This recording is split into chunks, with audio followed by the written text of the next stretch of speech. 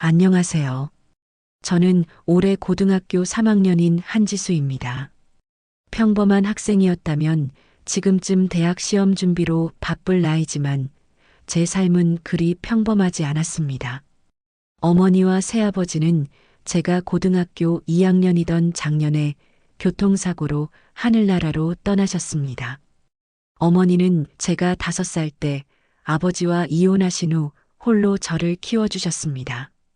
정말 힘든 시간이었을 텐데도 어머니는 항상 밝은 모습으로 저를 대해주셨어요.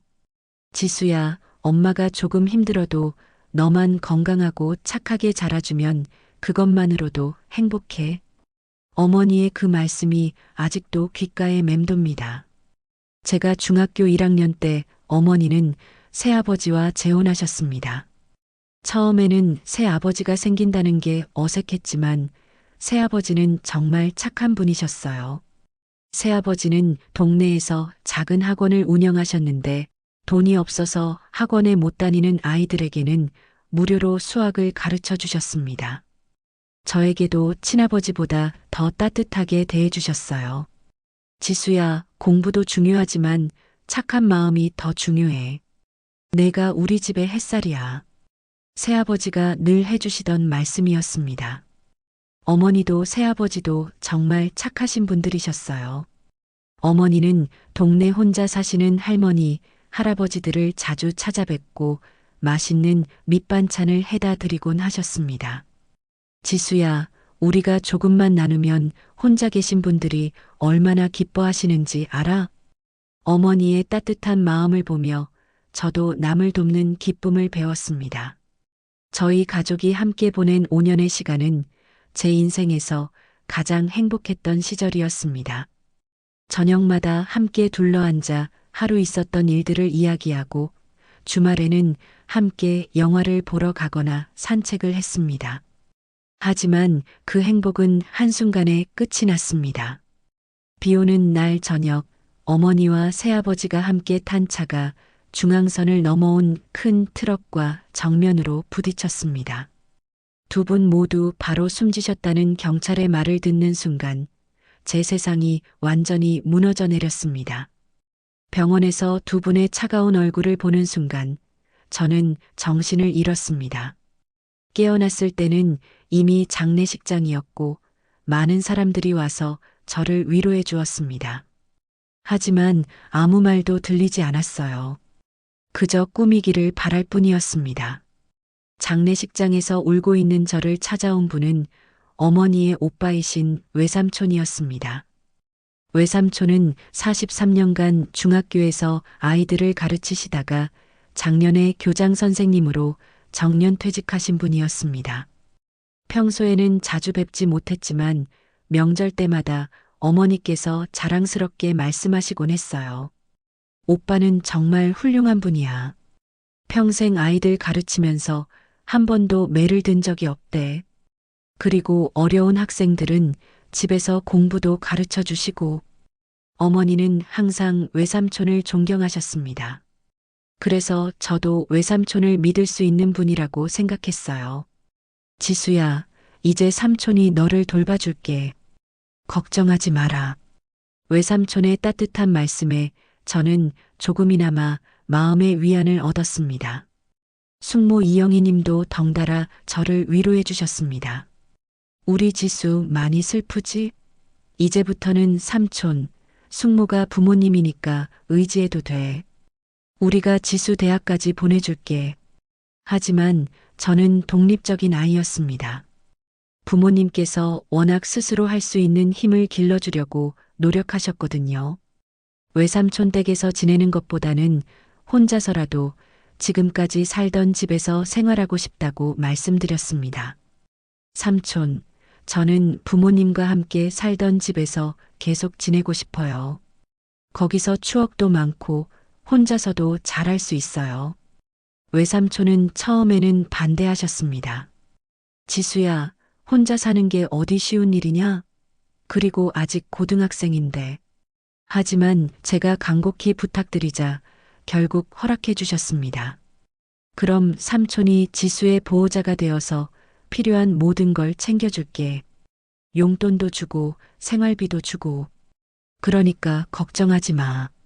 법원에서 외삼촌이 정식으로 제 보호자로 정해졌습니다. 외삼촌은 오랫동안 교장 선생님을 하셨고 사회적으로도 믿을 만한 분이셨기 때문에 절차는 순조롭게 진행되었습니다. 그렇게 저의 새로운 생활이 시작되었습니다. 하지만 현실은 생각보다 훨씬 어려웠습니다. 외삼촌께서 주시는 용돈은 한 달에 30만 원이었는데 고등학생이 혼자 생활하기에는 부족했습니다. 집세는 따로 내지 않아도 되었지만 전기세, 가스비, 휴대폰 요금, 그리고 무엇보다 밥값이 만만치 않았어요. 학교 급식비는 정부에서 지원을 받았지만 저녁과 주말 식사는 제가 해결해야 했습니다. 더 큰 문제는 제 건강이었습니다. 어려서부터 알아온 만성 위염이 부모님을 잃은 충격과 스트레스로 인해 더욱 심해졌습니다. 위가 아프고 속이 쓰려서 밥을 제대로 먹지 못하는 날들이 늘어났습니다. 아, 또 배가 아파. 아침에 일어나면 속이 쓰리고 조금만 매운 음식을 먹어도 위가 아팠습니다. 밤에는 위산이 올라와서 잠을 제대로 잘 수 없었어요. 병원에 가야 하는데, 하지만 병원비가 부담스러웠습니다. 외삼촌께 말씀드리기도 어려웠고, 무엇보다 대학 시험을 앞둔 상황에서 공부에 지장을 주고 싶지 않았습니다. 결국 저는 약국에서 파는 위장약으로 버티기로 했습니다. 약사님, 위가 자주 아픈데 어떤 약이 좋을까요? 어머, 학생이 위가 아프다고? 스트레스 때문인가? 이 약 드셔보세요. 그런데 너무 아프면 꼭 병원에 가야 해요. 약국 약으로는 일시적으로 증상이 나아졌지만 근본적인 치료는 되지 않았습니다. 그러던 중 동네 작은 식당에서 일할 사람을 구한다는 소식을 들었습니다. 행복한 밥상이라는 이름의 그 식당은 박철수, 김순옥 부부가 운영하는 곳이었습니다. 두 분 모두 65세의 연세셨지만 아직도 부지런히 일하고 계셨습니다. 처음 식당에 갔을 때 사모님이 반갑게 맞아주셨습니다. 어머, 학생이 일하러 왔구나. 그런데 아직 어려 보이는데 몇 살이야? 18살이에요. 고등학교 3학년이고요. 사장님이 걱정스러운 표정으로 말씀하셨습니다. 학생, 공부하면서 일하기 힘들 텐데 괜찮겠니? 고3이면 대학 시험 준비해야 하는데. 저는 솔직하게 제 상황을 설명드렸습니다. 부모님을 잃고 혼자 생활하고 있다는 것, 생활비가 부족해서 일을 해야 한다는 것을 말씀드렸어요. 두 분은 안타까운 표정을 지으셨습니다. 아이고, 이런 어린 나이에 혼자서. 그럼 우리가 도와줘야지. 사모님이 말씀하셨습니다. 학생, 그럼 저녁 5시부터 9시까지만 하자. 그리고 공부할 시간은 꼭 확보해야 해. 그리고 여기서 저녁은 해결하고 가고. 사장님도 덧붙이셨습니다. 시간당 1만 원 줄게. 그리고 아프면 언제든지 말해. 우리가 도와줄 수 있는 건 다 도와줄게. 두 분의 따뜻한 배려에 가슴이 뭉클했습니다. 이렇게 저의 고된 일상이 시작되었습니다. 매일 아침 6시에 일어나서 학교 준비를 하고 7시 30분에 집을 나서서 학교에 갔습니다. 학교가 끝나면 바로 집에 와서 숙제를 하고 대학 시험 공부를 했어요. 그리고 오후 4시 40분쯤 되면 식당으로 출근했습니다. 식당 일은 생각보다 힘들었습니다. 주문을 받고 음식을 나르고 설거지를 하고 테이블을 닦는 일을 반복했어요. 처음에는 실수도 많이 했습니다. 어머, 지수야, 괜찮아? 그릇 깨뜨렸구나. 죄송해요, 사모님. 제가 조심하지 못해서. 괜찮아, 괜찮아. 처음에는 누구나 실수하는 거야. 다치지만 않으면 돼. 사모님은 제가 실수를 해도 한 번도 화를 내지 않으셨습니다. 오히려 저를 더 걱정해 주셨어요. 지수야, 너 요즘 얼굴이 안 좋아 보여. 혹시 아픈 데 없어? 아니에요. 괜찮아요. 하지만 실제로는 위가 자주 아팠고 스트레스 때문에 잠도 잘 오지 않았습니다. 그래도 두 분 앞에서는 괜찮은 척 했어요. 더 걱정 끼쳐드리고 싶지 않았거든요. 사장님은 제가 공부하는 모습을 보시면 항상 응원해 주셨습니다. 지수야, 힘들어도 조금만 더 버텨. 대학 가면 조금 나아질 거야. 네, 사장님. 저도 열심히 할게요. 식당에서 일하면서 저는 많은 것을 배웠습니다. 손님들을 대하는 방법, 일에 대한 책임감, 그리고 무엇보다 어른들의 따뜻한 마음을 느꼈어요. 저녁 9시에 일이 끝나면 사모님이 항상 저를 위해 밥을 싸주셨습니다. 지수야, 이거 집에 가서 내일 아침에 먹어. 그리고 이것도 가져가. 가끔은 반찬도 더 싸주시고 과일이나 우유도 챙겨주셨어요. 저에게는 정말 큰 도움이었습니다. 집에 돌아와서는 다시 책을 펴고 새벽 일시까지 공부했습니다. 영어 단어를 외우고 수학 문제를 풀고 국어 지문을 읽었어요. 위가 아플 때는 약을 먹고 잠시 쉬다가 다시 공부했습니다. 엄마, 아빠, 지수가 열심히 하고 있어요. 좋은 대학 가서 훌륭한 사람이 될게요. 가끔 부모님 사진을 보며 이렇게 말하곤 했습니다. 외로움이 몰려올 때마다 부모님이 저를 지켜보고 계신다고 생각하며 힘을 냈어요. 주말에는 좀 더 오래 일할 수 있어서 오전 10시부터 오후 9시까지 식당에서 일했습니다. 하루 종일 일하면 몸은 피곤했지만 그만큼 돈도 더 벌 수 있었어요. 외삼촌께서는 한 달에 한 번 정도 안부를 물어보셨습니다. 지수야, 잘 지내고 있지? 부족한 거 있으면 말해. 네, 삼촌. 잘 지내고 있어요. 하지만 실제로는 여러 가지가 부족했습니다. 겨울옷도 필요했고 공부에 필요한 책들도 사야 했어요. 무엇보다 병원 치료비가 가장 절실했습니다. 그래도 외삼촌께 부담을 드리고 싶지 않아서 괜찮다고 말씀드렸어요. 그렇게 6개월이 지났습니다. 힘들었지만 저는 포기하지 않았습니다. 부모님께서 제게 심어주신 희망의 씨앗이 있었거든요. 좋은 대학에 가서 훌륭한 사람이 되어 부모님께 자랑스러운 딸이 되고 싶었습니다. 하지만 제가 모르는 곳에서는 저와 관련된 무서운 일들이 벌어지고 있었습니다. 일을 시작한 지 6개월이 지났을 무렵 저는 우연히 숨은 보험금 찾기라는 서비스에 대해 알게 되었습니다. 사장님이 뉴스를 보시다가 언급하신 것이었습니다. 요즘은 본인이 모르는 보험금도 찾아주는 서비스가 있다더라.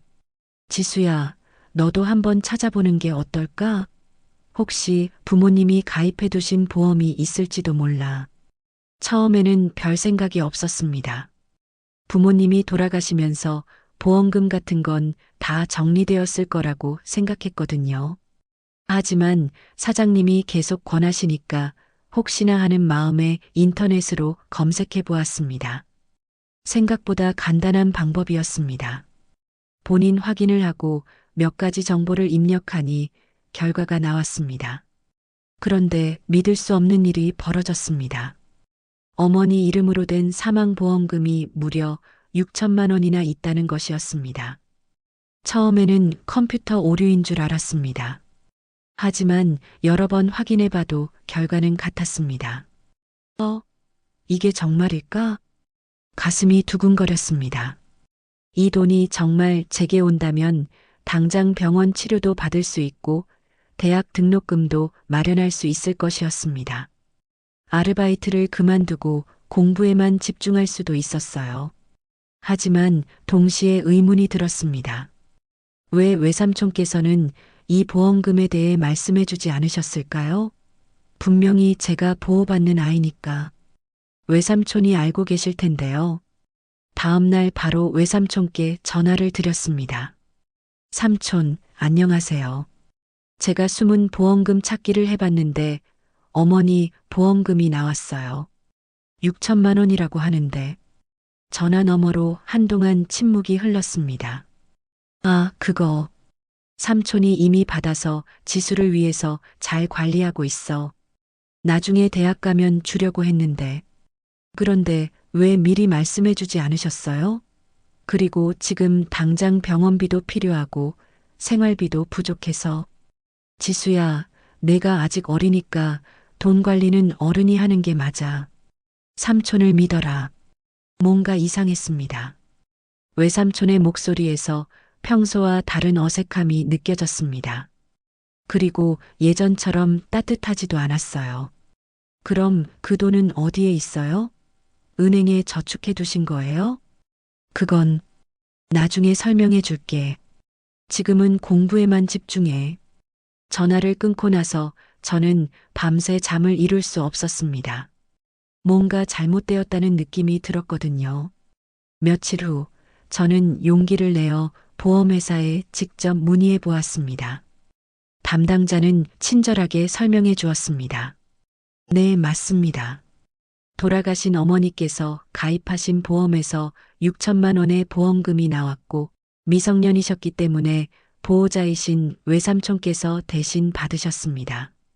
그럼 그 돈은 언제쯤 제가 받을 수 있나요? 원칙적으로는 미성년자 이름의 돈이니까 보호자가 관리하시다가 성인이 되면 돌려주시는 게 일반적입니다. 자세한 건 보호자분과 상의하세요. 그런데 정부에서 나오는 지원금도 있다고 들었는데요. 아, 네. 기초생활비, 주거비, 교육비 지원 같은 것들도 있을 거예요. 그것도 보호자가 관리하고 계실 겁니다. 집에 돌아와서 저는 깊은 생각에 빠졌습니다.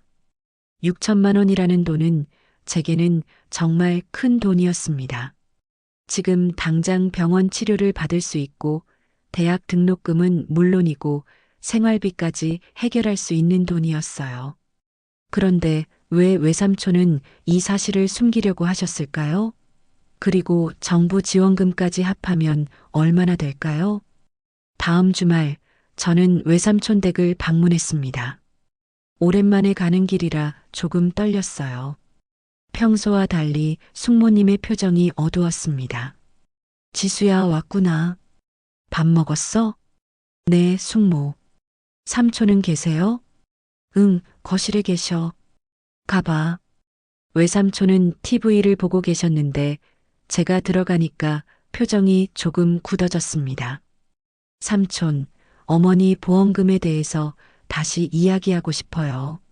지수야, 그 돈은 삼촌이 책임지고 관리하고 있다고 했잖아. 그런데 지금 제가 아파서 병원에 가야 하는데 조금만 쓸 수 있을까요? 위가 너무 아파서 공부하기도 힘들어요. 외삼촌의 얼굴이 굳어졌습니다. 숙모님이 끼어들었습니다. 지수야, 그 돈은 지금 다른 곳에 투자해둔 상태야. 당장 빼기가 어려워. 투자요? 제 돈을 제 허락도 없이 투자하셨다고요? 지수야, 목소리 좀 낮춰라.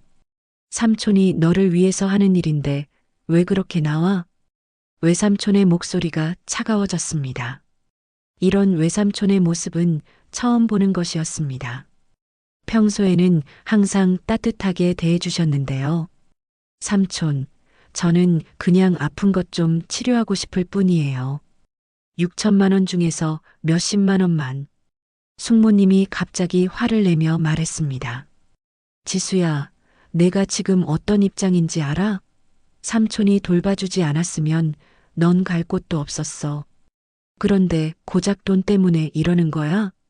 저는 깜짝 놀랐습니다. 숙모님이 이렇게 말씀하시는 건 처음이었거든요. 숙모, 저는 그런 뜻이 아니에요. 그냥 뭐, 돈만 있으면 다 된다고 생각하는 거야? 삼촌이 얼마나 고생해서 그 돈 관리하고 있는데. 외삼촌도 덧붙이셨습니다. 지수야, 넌 아직 어려서 돈의 무서움을 몰라. 갑자기 큰 돈이 생기면 잘못 쓰기 쉬워. 삼촌이 대신 관리해 주는 게 더 안전해. 그날 밤 집에 돌아와서 저는 혼란스러웠습니다. 정말 외삼촌이 쟤를 위해서 돈을 관리하고 계신 걸까요? 아니면 다른 이유가 있는 걸까요? 며칠 후 우연한 기회에 진실의 단서를 발견했습니다. 식당에서 일하던 중 사장님께서 지역 신문을 보시면서 한숨을 쉬셨습니다. 요즘 보호자가 아이들 돈을 훔치는 사건이 너무 많아. 혈육도 믿을 수 없는 세상이야. 사모님도 고개를 끄덕이셨습니다. 맞아. 얼마 전에도 광주에서 외삼촌이 조카 보험금을 가로챈 사건이 있었잖아.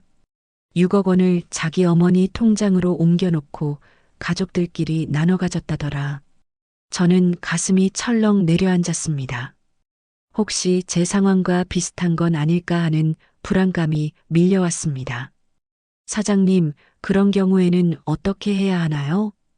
글쎄, 일단 정확한 사실부터 확인해 봐야지. 보호자가 어떻게 돈을 관리하고 있는지 말이야. 사모님이 덧붙이셨습니다. 지수야, 혹시 너도 그런 일은 아니겠지? 삼촌이 훌륭한 분이라고 했잖아. 저도 그렇게 생각해요. 그런데 뭔가 이상해요. 저는 조심스럽게 제 상황을 말씀드렸습니다. 보험금이 있다는 걸 알게 된 것, 외삼촌이 관리한다고 하시는 것, 하지만 제가 병원에 가고 싶다고 해도 돈이 어렵다고 하시는 것을 설명했어요. 두 분은 심각한 표정으로 제 이야기를 들어주셨습니다. 지수야, 이건 좀 이상한데? 내가 아픈데 치료비를 안 준다는 게 말이 안 돼. 사장님이 말씀하셨습니다. 그리고 6천만 원이면 큰 돈인데 투자했다고? 어떤 투자를 했는지도 안 알려주고. 그날 밤 저는 컴퓨터 앞에 앉아서 관련 법령을 찾아보았습니다. 미성년자를 돌보는 보호자는 그 아이의 재산을 지켜줄 의무가 있지만 그 돈은 반드시 그 아이를 위해서만 써야 한다고 나와 있었습니다. 또한 중요한 재산을 처분할 때는 법원의 허가가 필요하다고 되어 있었어요. 저는 결심했습니다. 정확한 사실을 알아야겠다고. 다음 날 바로 보험회사에 가서 자세한 내용을 물어보았습니다.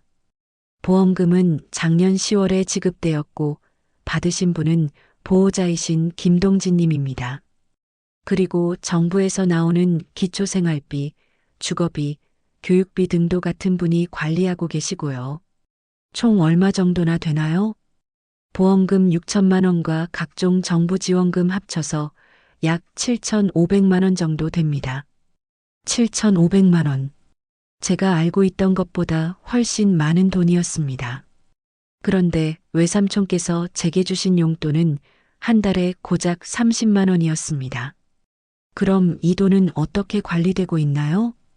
그것은 저희가 알 수 없는 부분이에요. 보호자가 어떻게 쓰고 계신지는 직접 문의하셔야 합니다.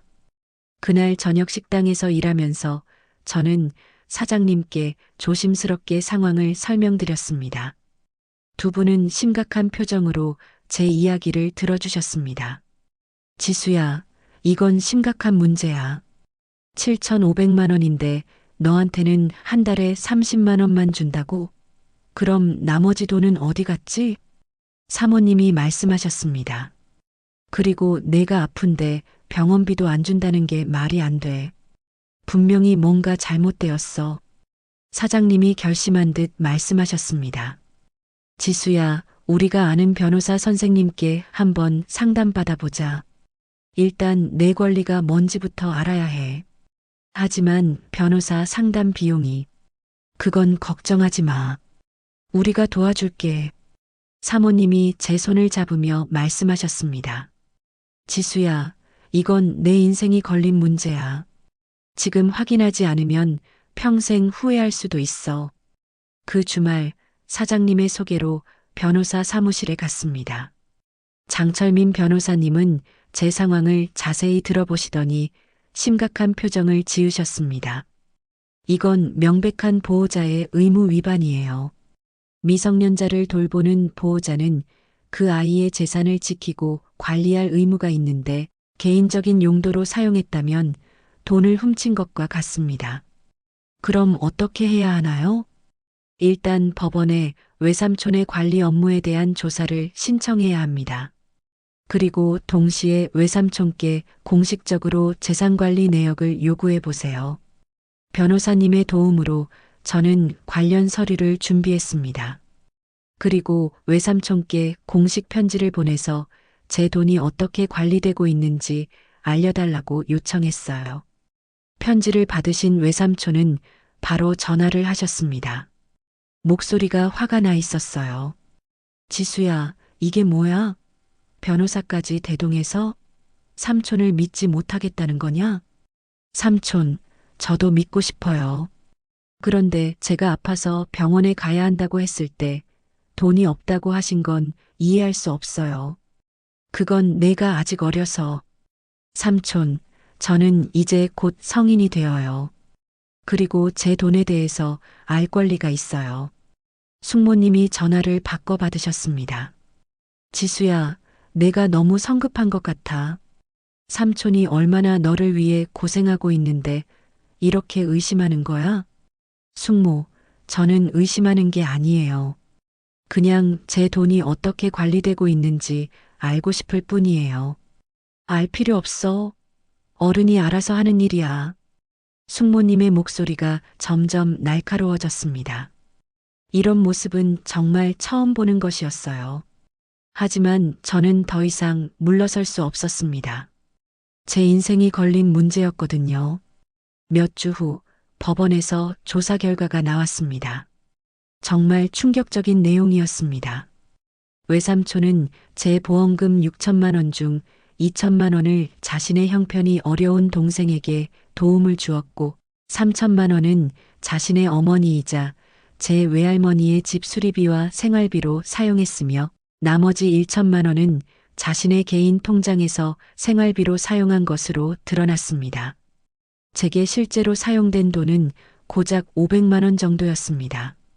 한 달에 30만 원씩 1년 반 동안 받은 용돈과 몇 번의 생활비가 전부였습니다. 더 충격적인 것은 정부 지원금 1,500만 원은 아예 제게 한 푼도 주지 않고 모두 외삼촌 가족의 생활비로 사용했다는 사실이었습니다. 그렇게 제 인생에서 가장 힘든 싸움이 시작되었습니다. 법원의 조사 결과를 받아본 저는 며칠 동안 아무 말도 할 수 없었습니다. 믿고 있던 외삼촌과 숙모가 제 돈을 가져다 쓰고 있었다는 사실이 너무 충격적이었거든요. 사장님과 사모님은 저보다도 더 화가 나셨습니다. 이런 일이 어떻게? 지수야, 이건 완전히 도둑질이야. 지수야, 많이 충격받았지? 하지만 이제라도 알게 된 게 다행이야. 장철민 변호사님은 법원에 외삼촌의 보호자 자격을 빼앗아 달라고 신청했습니다. 그리고 동시에 외삼촌을 맡은 돈을 훔친 죄로 검찰에 신고했어요. 며칠 후 외삼촌과 숙모님이 저를 찾아왔습니다. 두 분 모두 평소와는 완전히 다른 모습이었어요. 지수야, 이렇게까지 할 필요가 있었냐? 우리가 가족 아니야? 외삼촌의 목소리에는 화가 섞여 있었습니다. 삼촌, 가족이니까 더 솔직해야 하는 거 아닌가요? 왜 제 돈을 다른 곳에 쓰셨어요? 숙모님이 갑자기 울면서 말했습니다. 지수야, 우리도 어쩔 수 없었어. 삼촌 동생이 사업 실패해서 빚이 너무 많았거든. 그리고 할머니 집도 너무 낡아서 고쳐야 했고, 그렇다고 제 돈을 허락도 없이 쓰시면 안 되죠. 외삼촌이 변명했습니다.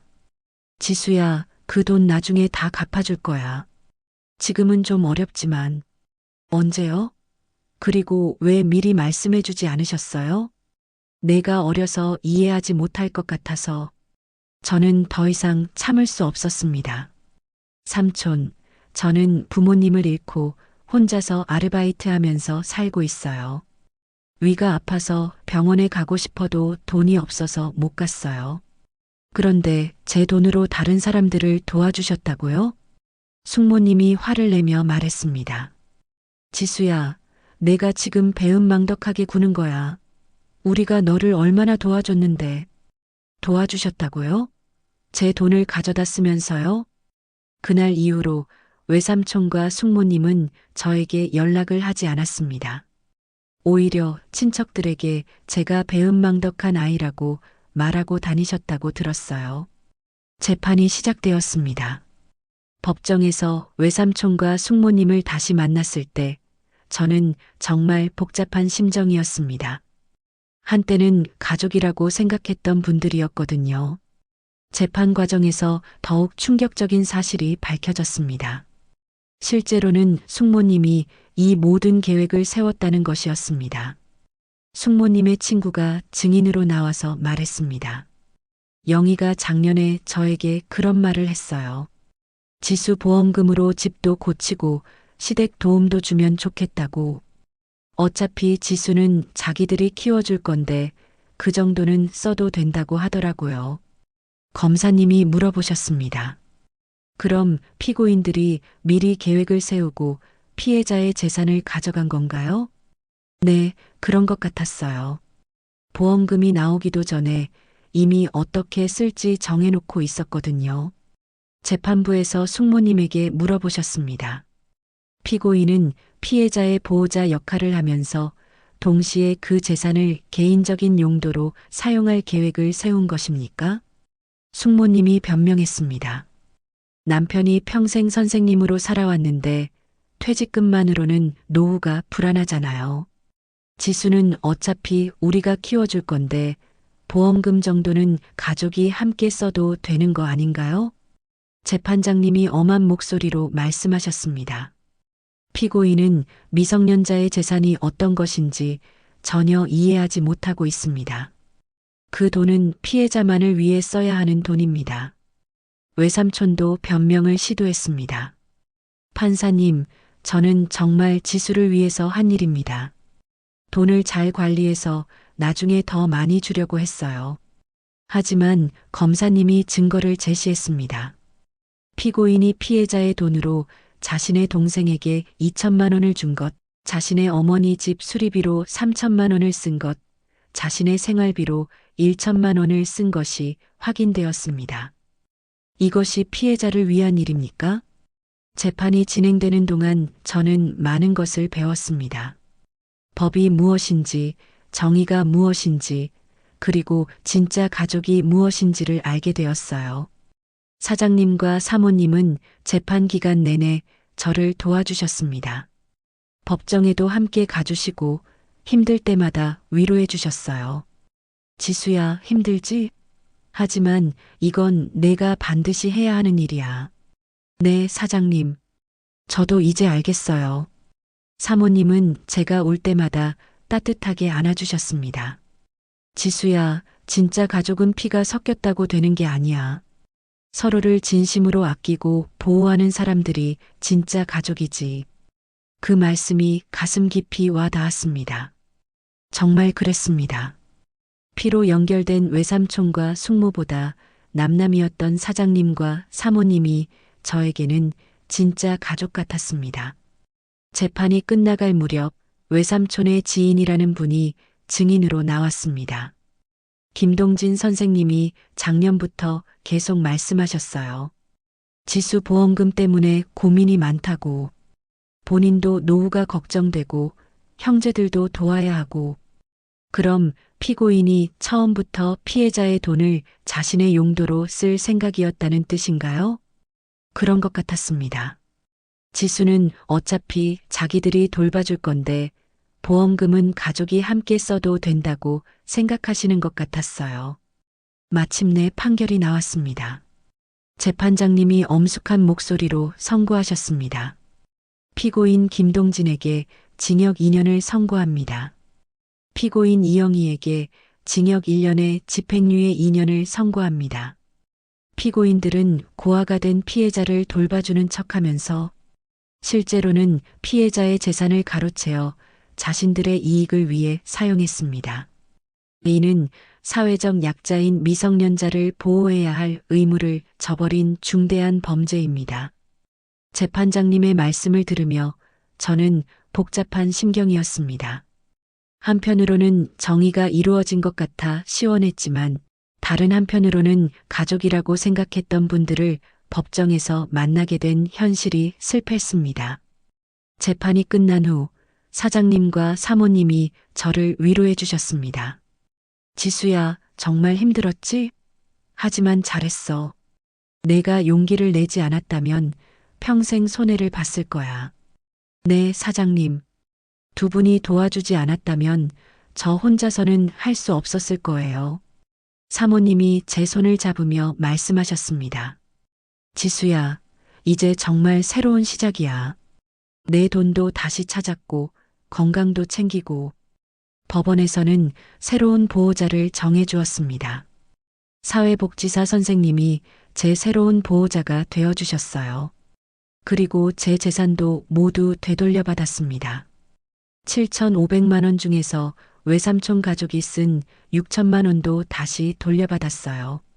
외삼촌은 퇴직금과 집을 팔아서 저에게 갚아주셨습니다.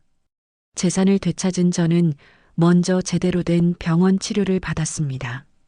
오랫동안 방치했던 위험 때문에 위궤양까지 생겼었는데 다행히 치료를 통해 많이 좋아졌습니다. 환자분 많이 아프셨겠어요. 스트레스성 위궤양이 꽤 심하게 왔네요. 앞으로는 규칙적으로 약 드시고 스트레스 받지 마세요. 의사 선생님의 말씀을 들으니 그동안 얼마나 무리를 했는지 알 수 있었습니다. 그리고 대학 시험에도 전념할 수 있게 되었습니다. 경제적 부담이 없어지니 아르바이트 시간을 줄이고 공부에 더 집중할 수 있었습니다. 사장님과 사모님께서는 제가 아르바이트를 그만둔다고 하니까 아쉬워하셨지만 제 미래를 위해서라며 응원해 주셨습니다. 지수야, 대학 가서도 자주 놀러와. 우리가 항상 지켜보고 있을게. 네, 사모님. 저도 두 분을 잊지 않을게요. 제게는 정말 소중한 분들이세요. 그 후 몇 달 동안 저는 정말 열심히 공부했습니다. 아침 5시에 일어나서 밤 12시까지 공부했어요. 더 이상 위가 아프지 않으니까 집중도 잘 되었습니다. 영어 단어를 외우고 수학 문제를 풀고 국어 지문을 읽고 사회 과목을 공부했습니다. 특히 사회복지학과에 가고 싶어서 관련된 책들도 많이 읽었어요. 저와 같은 상황에 처한 아이들을 도와주고 싶다는 마음이 생겼거든요. 제가 겪은 일들을 통해서 도움이 필요한 사람들을 위해 일하고 싶었습니다. 드디어 대학 시험 날이 왔습니다. 그동안 열심히 준비한 만큼 자신 있게 시험을 봤어요. 부모님이 하늘에서 지켜보고 계신다고 생각하니 더욱 힘이 났습니다. 엄마, 아빠, 지수가 최선을 다할게요. 시험을 마치고 나오는 길에 사장님과 사모님이 기다리고 계셨습니다. 지수야, 시험 어땠어? 잘 본 것 같아요. 정말 감사해요. 사모님이 제 손을 잡으며 말씀하셨습니다. 고생했어, 우리 지수. 이제 결과만 기다리면 되겠네. 몇 주 후 드디어 대학 합격 통지서를 받았습니다. 서울의 한 유명한 사립대학교 사회복지학과에 합격한 것입니다. 합격 소식을 듣고 사장님과 사모님은 저보다도 더 기뻐하셨습니다. 우리 지수가 대학생이 되네. 정말 자랑스럽다. 두 분 덕분이에요. 정말 감사합니다. 그날 저녁 행복한 밥상에서는 제 합격을 축하하는 작은 파티가 열렸습니다. 단골 손님들도 와서 축하해 주셨어요. 지수야, 대학 가서도 공부 열심히 해. 네, 감사합니다. 대학 입학을 앞두고 저는 부모님 산소를 찾았습니다. 오랜만에 찾은 산소는 잘 관리되어 있었습니다. 무덤 앞에 앉아 부모님께 그동안 있었던 일들을 말씀드렸습니다. 어머니, 아버지, 지수가 이제 대학생이 되었어요. 정말 힘든 일도 많았지만 좋은 분들의 도움으로 잘 이겨냈어요. 바람이 살랑 불어와 제 머리카락을 스쳐갔습니다. 마치 부모님이 저를 어루만져 주시는 것 같았습니다. 앞으로는 어머니, 아버지처럼 착한 사람이 되어서 어려운 사람들을 도울 거예요. 그리고 아버지 같은 사장님, 어머니 같은 사모님처럼 따뜻한 마음을 가진 사람이 될게요. 이제 새로운 시작입니다. 진짜 가족의 의미를 깨달은 저는 앞으로 누군가에게 사장님과 사모님 같은 존재가 되고 싶습니다. 대학 입학 첫날 저는 새로운 다짐을 했습니다. 열심히 공부해서 훌륭한 사회복지사가 되어 저와 같은 어려움을 겪는 아이들을 도와주겠다고, 그리고 사장님과 사모님께 자랑스러운 새 딸이 되겠다고. 대학에서 만난 친구들에게 제 이야기를 해주었을 때 모두들 놀라워했습니다. 지수야, 정말 대단해. 그런 어려운 상황에서도 포기하지 않았구나. 나라면 어떻게 했을지 모르겠어. 하지만 저는 자랑스럽게 말했습니다. 저에게는 진짜 가족이 있었거든요. 피로 연결되지는 않았지만 마음으로 연결된 진짜 가족이요. 지금도 가끔 그 작은 식당 행복한 밥상에 들르곤 합니다. 두 분은 여전히 따뜻한 미소로 저를 맞아주시고 맛있는 음식을 차려주십니다. 지수야, 대학 생활은 어때? 재미있어요, 아버지. 사회복지학 공부가 정말 흥미로워요. 그래, 우리 딸이 훌륭한 사회복지사가 될 거야. 사모님이 제 볼을 쓰다듬으며 말씀하십니다. 지수야, 너는 정말 우리의 자랑이야. 그 순간만큼은 제가 세상에서 가장 사랑받는 딸인 것 같습니다. 외삼촌과 숙모님은 감옥에서 나오신 후에도 저에게 연락을 하지 않으셨습니다. 하지만 저는 더 이상 그분들을 원망하지 않습니다. 오히려 저에게 소중한 교훈을 주었다고 생각합니다. 어떤 상황에서도 포기하지 않고 정의를 찾아가는 것, 그리고 진정한 가족은 피가 아니라 마음으로 연결되는 것이라는 깨달음을 주었으니까요. 얼마 전에는 대학교에서 저와 비슷한 상황에 있는 후배를 만났습니다. 부모님을 잃고 혼자 생활하고 있는 1학년 후배였어요. 선배, 저는 어떻게 해야 할까요? 너무 외롭고 힘들어요.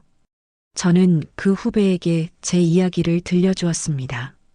그리고 무엇보다 포기하지 말라고, 도움을 요청하는 것을 부끄러워하지 말라고 조언해 주었어요. 후배야, 세상에는 정말 좋은 사람들이 많아. 진심으로 도와주고 싶어 하는 사람들이 있으니까 용기를 내봐. 지금 그 후배는 제가 소개해준 사장님과 사모님 식당에서 아르바이트를 하고 있습니다. 두 분께서 그 아이도 친자식처럼 돌봐주고 계세요. 혈육의 배신이 저를 무너뜨릴 뻔했지만 진정한 가족의 사랑이 저를 다시 일으켜 세워주었습니다. 이제 저는 압니다.